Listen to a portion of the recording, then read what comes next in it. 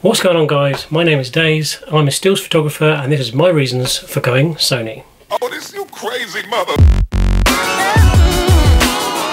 Well, let me start off by saying I am by no means a professional photographer. I do landscapes, I've done 2 weddings at most, I do quite a lot of motorsport photography, and I'm just an enthusiast basically. You may have your own reasons for sticking with your current camera manufacturer, but these are my reasons why I'm going for the Sony A7 Mark III. Well, okay, I've been a Canon guy for basically forever, and I say that apart from a 6-month stint with the A7 Mark II a couple of years ago. But let's be honest, the A7 Mark II wasn't really that good, and I also personally didn't really commit to the Sony system all that much. Anyway, jumping into my reasons why I'm going for the A7 Mark III, let me just tell you that I'm almost 100% a photo guy. I don't really do videos apart from this video, which may be one-off, I'm not too sure.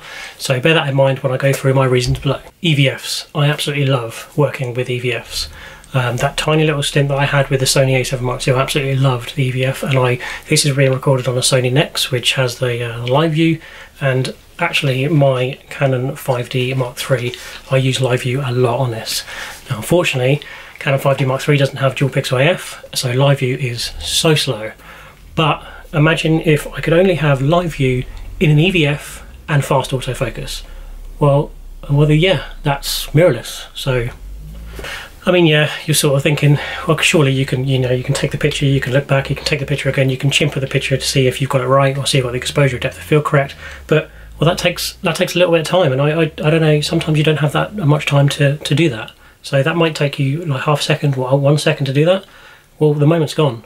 So with live view or live view mirrorless through the viewfinder will be amazing. Plus the fact, looking at the back of this screen in broad daylight, sometimes I can't actually see what I'm taking. So an EVF for me is pretty much the #1 reason why I'm going for a Sony.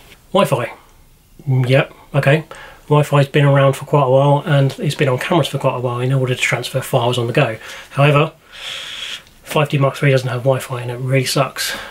Sure, I could have gone for a 5D Mark IV, but they are £3,200 or £3,200. That's £1,200 more than the Sony A7 Mark III, which is quite a bit of money.